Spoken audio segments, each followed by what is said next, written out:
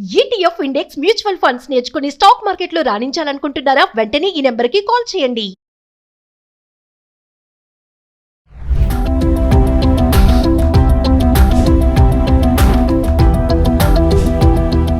నమస్తే, welcome back to Suman TV. Present మనతో పాటు ఉన్నారు TEDx speaker, legendary award winner in real estate, realtor oxygen founder and CEO doctor Nandi Rameshwar Rao గారు. నమస్తే sir. నమస్తే అమ్మ. సార్, భారత ప్రభుత్వం ఇంటి అద్దె నిబంధనల్లో కొన్ని మార్పులు తీసుకొచ్చింది. మనం గతంలో కూడా కొన్ని వీడియోలు చేసుకున్నాం. అద్దె ఓనర్స్కి ఆ నిబంధనలు అవి ఉంటాయి, డాక్యుమెంట్స్ చేసుకోవాలి అని చెప్పేసి. అసలు ఇప్పుడు వచ్చినటువంటి మార్పులు ఏంటి సార్? మరి ట్రంప్ గారు లేకపోతే ఇండియన్ గవర్నమెంట్ ప్రకారం ట్రంప్ కింద సంబంధం లేదు. ఇండియన్ గవర్నమెంట్లో ఎన్నో రోజులు బట్టి కొన్ని చర్చలు జరుగుతున్నాయి. ఇంటి ఓనర్స్ ఎక్కువ రెంట్ వసూలు చేస్తున్నారు, ఎక్కువ శాతం ఇంక్రీజ్ చేస్తున్నారు, ఎక్కువ డిపాజిట్ తీసుకుంటున్నారు అనేది ఏజ్ ఓల్డ్ ప్రాబ్లం. ఎవరు కొత్తగా ప్రాబ్లం కాదు, గత 10-23 దశాబ్దాలుగా నడుస్తుంది. అయితే కొత్తగా చట్టం ఏమంటుందంటే రెండు పక్కల ఆలోచించారు, టెనెంట్స్ అండ్ ల్యాండ్ లార్డ్. అంటే రెంట్కి తీసుకునేవాడు, ఓనర్ అద్దెకి ఇచ్చేవాడు. సో చాలామంది కొన్ని హైడ్ చేస్తున్నారు. ఫర్ ఎగ్జాంపుల్, మాకు ఉన్న కొన్ని ప్రాపర్టీ, చిన్న చిన్న ప్రాపర్టీస్తో ఒక కప్పులు వస్తారు, సాయంత్రం 5:30 వస్తారు, 6 గంటలకు అడ్వాన్స్ ఇచ్చేస్తారు. అలాంటి వాళ్ళకి అయితే ఇవ్వకూడదు. ఎందుకంటే 5:30కు ఎవడైనా ఇల్లు ప్లాన్ చేసుకుని 2-3 నెలలు ప్లాన్ చేయాలి కదా. చేసినప్పుడు సడన్గా వచ్చి తీసుకుంటుంటే అది అక్కడ ఏదో ఇష్యూ చేసి వస్తున్నారు, రెంట్ కట్టలేదో లేకపోతే ఇంకేదో ఎక్స్ట్రా చేయడం, ఇల్లీగల్ పనులు. అలా చేసినప్పుడు ఏమవుతుంది, మనకు బెనిఫిట్ ఆఫ్ డౌట్లో మేమైతే ఇవ్వం. ఎందుకంటే మీరు న్యాయంగా ఉండి మంచిగా ఉంటే 2 నెలలు కనీసం ప్లాన్ చేసుకొని అడ్వాన్స్ ఇచ్చుకొని తర్వాత ఫుల్ డబ్బులు ఇస్తారు. అప్పుడు ఓనర్స్ మోసపోతారు, వీడు ఏదో ఇల్లీగల్ పనులు చేస్తాడు, ఇంట్లో మందు అమ్మడం, గంజా అమ్మడం, సంథింగ్ ఏదో. అది ఒక పక్కన పెడితే ఇప్పుడు గవర్నమెంట్ ఏమంటుందంటే అగ్రిమెంట్ లేకుండా ఇల్లు ఇవ్వద్దు. మీరు నెక్స్ట్ అంటే టెనెంట్ దిగిన 3 నెలలు 6 నెలలో అది గవర్నమెంట్కి సబ్మిట్ చేయాలి. ఆ 11 మంత్స్కి ఎందుకు రాస్తుంటే దానికి లీగల్ రైట్స్ వచ్చేస్తాయి, లేదా టెనెంట్కి ఓనర్ రైట్స్ వస్తాయి. 11 మంత్స్కి ఒకసారి 2, మోస్ట్ ఆఫ్ ది ఇల్లు 11 మంత్స్కి ఇస్తారు.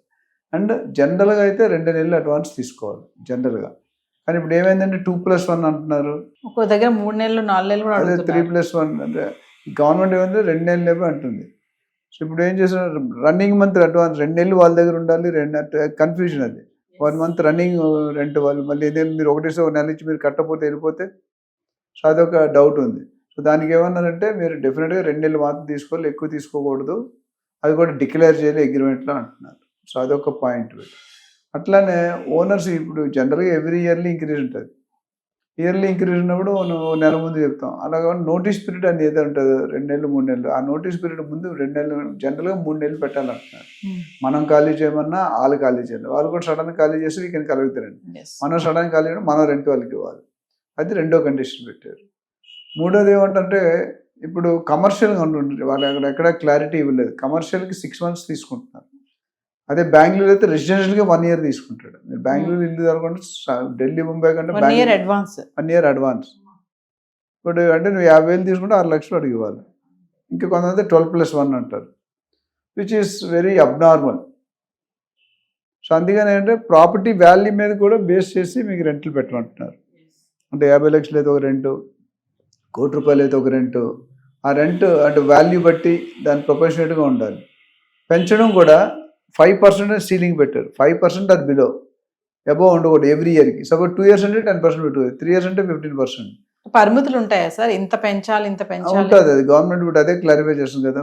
4 to 5% ఈజ్ ఐడియల్. 5% దాటితే కొద్దిగా అబ్నార్మల్. బట్ ఏదైనా రీజన్ ఫర్నిష్ ఇచ్చారనుకోండి, మేము ఇప్పుడు బేర్ షెల్ అనేది ఏమి ఇవ్వడు, మంచాలు, సోఫాలు, టేబుల్ మీరు తెచ్చుకోవాలి. ఫుల్లీ ఫర్నిష్డ్ మేబీ ఇంకో ఇన్వెస్ట్మెంట్ పెట్టాడు, దానికి 1% ఇచ్చాడు. అది చెప్పలేదు ఎక్కడ, బట్ నేను అంటున్నాను. సో ఫర్నిష్డ్ దానికి ఫుల్లీ ఫర్నిష్డ్ అనేది చాలా తేడా. అన్ఫర్నిష్డ్ అనేది ఏ గోడలు ఇస్తారు, సెమీ ఫర్నిష్డ్ అనేది ఇంకో 0.5%.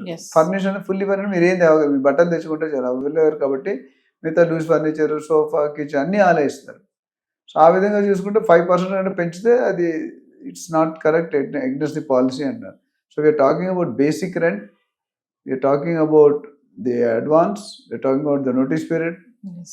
మళ్ళీ ట్యాక్సెస్ ఉన్నాయా లేదా అది చెప్పాలి. టీడీఎస్, కార్పొరేట్ అయితే టీడీఎస్, ఇండివిజువల్స్ అయితే కార్పొరేట్ అయితే ట్యాక్స్ డిడక్షన్ అట్ సోర్స్, అది డిడక్ట్ చేసి ఇస్తారు, అది క్లెయిమ్ చేసుకోవచ్చు.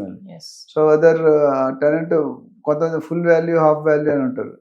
ఏబీ రెంట్ 10 లక్షలు 5 లక్షలు ఉండే అది కూడా అవాయిడ్ చేయాలి. ఎందుకంటే రేపు పొద్దుట ఈ గవర్నమెంట్ వాళ్ళు ఒక విధంగా పాజిటివ్గా ఆలోచిస్తే టెనెంట్ కూడా కట్టుబడి ఉంటాడు. లేకపోతే ఇష్టం వచ్చిన వేషాలు వేస్తారు, హజార్డ్స్ థింగ్స్ లేకపోతే కెమికల్స్ ఇవన్నీ కూడా పెడితే కొంతమంది గొడవల కింద వాడుకుంటారు. ఒక 3 రూమ్లు ఉంటే 2 రూమ్లు గొడవల కింద వాడుకుంటారు. అప్పుడు కమర్షియల్ ట్యాక్స్ కట్టాలి. అందుకని రోడ్ సైడ్ బిల్డింగ్లు ఓనర్స్ ఇండిపెండెంట్ హౌస్ ఉన్నా వాళ్ళు ట్యాక్స్ మనలు కట్టుకోమంటారు. ఒక చిన్న ఎగ్జాంపుల్, జూబ్లీస్ ఒక ఇండిపెండెంట్ హౌస్ 1200 గజాల్లో ఉండేవాళ్ళం. దాన్ని ప్రాపర్టీ ట్యాక్స్ మేము తీసుకునేటప్పుడు 4,000 రూపాయలు 4,500 లాస్ట్ 30 సంవత్సరాల నుండి అదేవిధంగా మేనేజ్ చేశారు ఆయన. మేము వచ్చిన తర్వాత అప్పుడు రెసిడెన్షియల్ ట్యాక్స్, కానీ ఇది మేము తీసుకున్న తర్వాత కమర్షియల్ బోర్డు పెట్టుకోమన్నాడు. ట్యాక్స్ మీరు వస్తే ఎంత వస్తే అంత మీరు కట్టుకొని నేను కట్టాను అన్నాడు. సరే మనం ఏమనుకున్నాం, 70,000 80,000 రెంట్కి 3,000 4,000 ఏమందిలో మహా అయితే డబుల్ అవుతాను అనుకున్నాం. అది 90,000 పెట్టాడు. 3,500 4,500 90,000 అయింది.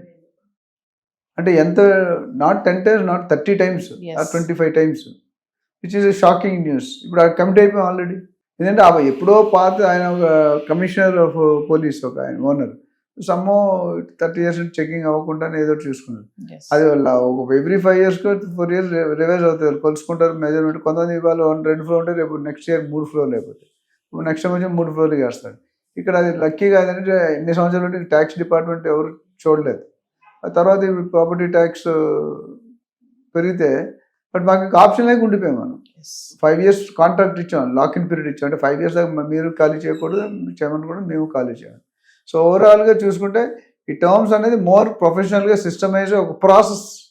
ఎవరైనా 5,000 టెనెంట్ అద్దెకి ఇచ్చినా, 50,000 ఇచ్చినా, 5 లక్షలు ఇచ్చినా ఈ రూల్ ఫాలో అవ్వాలి. ఇందులో మనం ఇవాళ నోట్లో గవర్నమెంట్ ఎక్కడ కమర్షియల్స్ గురించి మాట్లాడలేదు. ప్రాబ్లీ ఇది రెసిడెన్షియల్, కమర్షియల్ డెఫినెట్గా ఎక్కువ ఉంటుంది, ఎందుకంటే అక్కడ సైజు కాస్ట్ అన్నీ ఎక్కువ ఉంటాయి కాబట్టి. ఓవరాల్గా చూసుకుంటే it's good condition from both the sides. But చాలా మంది రిజిస్టర్ చేసుకోరు. రిజిస్టర్ చేసుకుంటేనే రెంటల్ డీడ్ ఎప్పుడు వాల్యూ.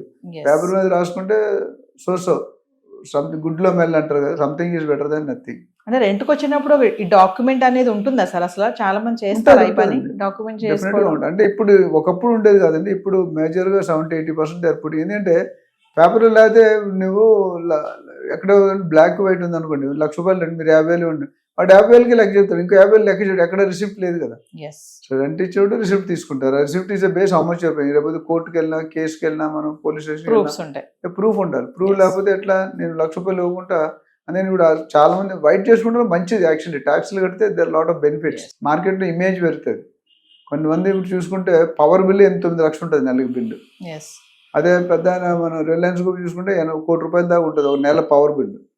ఆ ₹1,00,000 మన కొంతమంది లైఫ్ టైం చూడలేరు ₹1,00,000 ఒకేసారి. It all depends. So government is also, వాళ్ళు రెవెన్యూ కావాలి కాబట్టి వాళ్ళకి వచ్చిన ఇన్కమ్ మీద మనం ట్యాక్స్ కూడా కట్టాలి కాబట్టి they are insisting us to keep up and writing. Thank you sir.